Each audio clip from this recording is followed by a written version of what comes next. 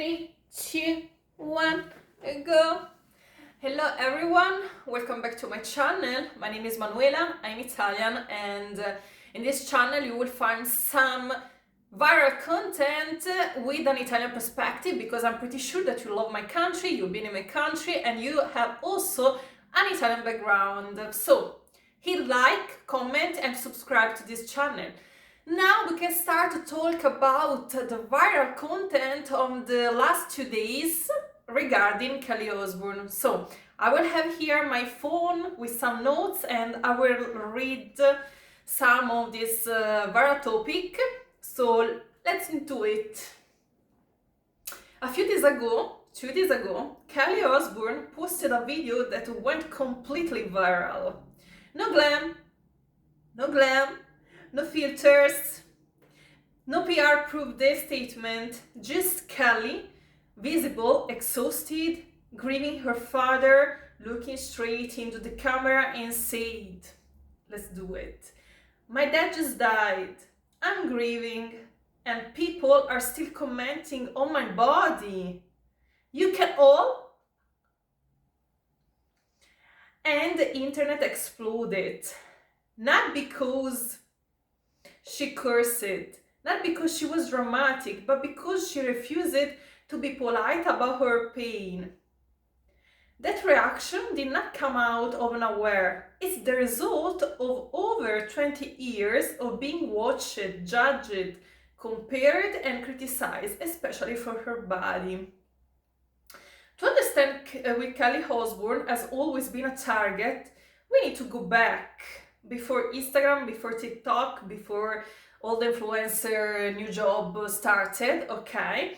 So what I want to discover with you and comment about, talk about it, it's the origin of the body shaming, that it's this new term that we read a lot of time on the newspaper, on the magazine, on the social media in the last 3-4 years, but body refers to the physical self. Shaming comes from the old English word scemo. In fact, if I think about it, in my language, Italian, scemo means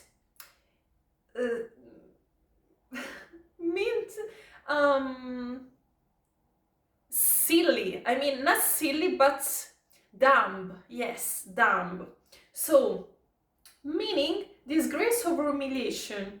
Body shaming literally means making someone feel shame about their physical appearance. The behavior has always existed, but the language did not. The term started circulating more widely in the 2000s and exploded in the 2010, when people finally had words for something that had been experienced their entire lives. So, what do you think about it, guys?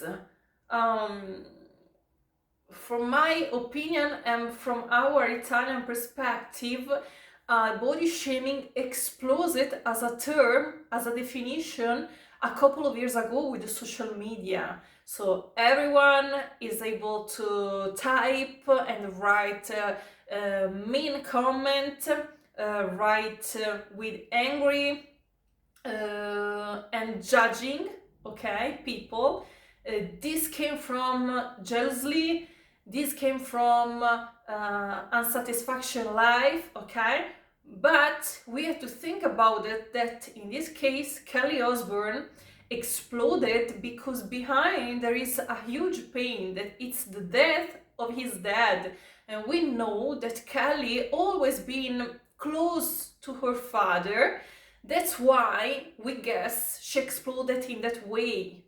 Because if you're famous and popular, yes, you can ask privacy, but you know, on social media, everyone can have a word, mean or good. We have to think about it regarding the definition of this term, body shaming, and the meaning of this term, that from our perspective and our thought, our culture, we remember this kind of definition in the early 2000s with the born of MTV, so music television.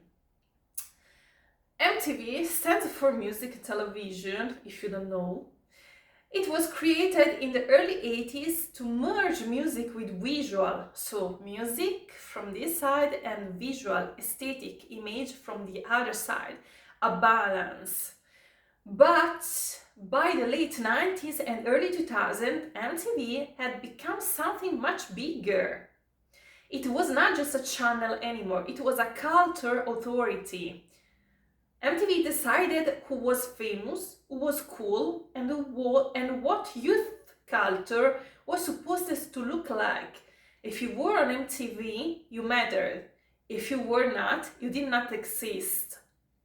And here's the key thing people forget. MTV was visual culture before social media ever existed. That's why before I told you that body shaming is a term that came out a couple of years ago to describe what is behind. So the criticizing, the judging physical appearance, not mental, physical appearance. But the origin is in the industry, in the business industry, in the entertainment industry, came out in the early 2000s when MTV were born, because before of MTV that were born around the 80, okay, but then in the 2000 the video came out, not only the music but also the music video came out.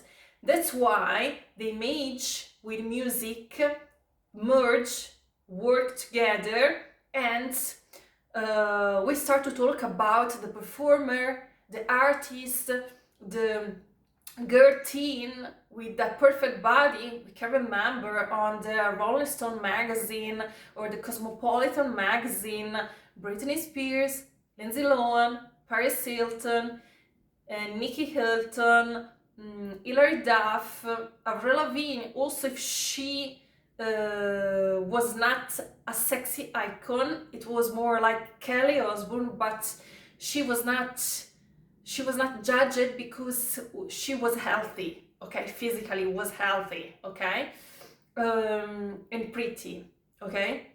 So all these stars took part at the MTV television, and they were perfectly physically, okay. They were healthy, they were thin, they were beautiful, but Kelly was different. Kelly was fat, not so pretty, but if you look her and her eyes, in my opinion, she was pretty. Just a different definition of the beauty, okay? So music videos, TRL, red carpet, awards show, reality TV, everything revolved around the image. MTV did not just sell music, it sold bodies, aesthetics and ideals. True. People love to say social media destroyed body image, but the early 2000s were already ruthless. The beauty standard was extremely narrow, ultra thin bodies, flat stomach, low-rise jeans. We can remember with the low jeans, Christina Aguilera, visible hip bones, flawless skin. MTV pushed this image relentlessly.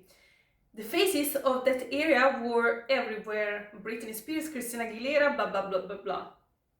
They were not just pop stars, they were the standard. And if you didn't look like that, you didn't just stand out, you were criticized.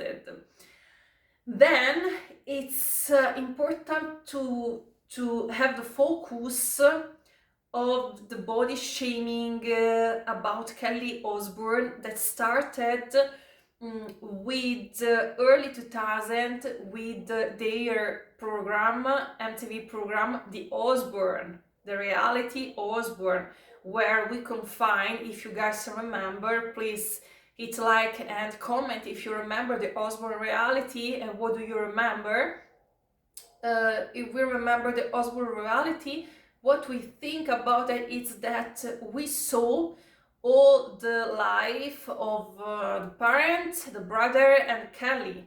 So they were genuine. Kelly was genuine, was gentle, was so honest and poor, because no social media exists, so not the perfection.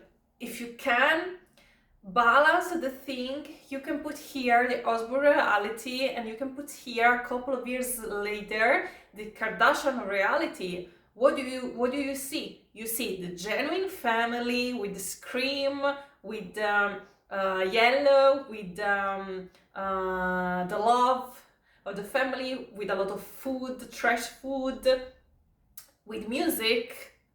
And here you see the perfection of the beauty. So good dresses, good makeup, hairstyle, amazing, wonderful apartment, swimming pool. Also the children are really well dressed. So everything on the Kardashian, everything meant about money. On the Osbourne reality, they didn't care about show how money they had, but they were so genuine. A similar of the Big Brother format, okay? In fact, after a couple of years, the Big Brother took part in our life. I talk in Italy. So, I guess that Kelly Osbourne, people took advantage on her because she was genuine and just 16, 17. So she had the camera on her, and she was just herself. So people judge her from the television. Also because celebrities start to take advantage on her and criticize her around 2000. Then with the social media, everything became huge, and everything took this definition of body shaming. That's why.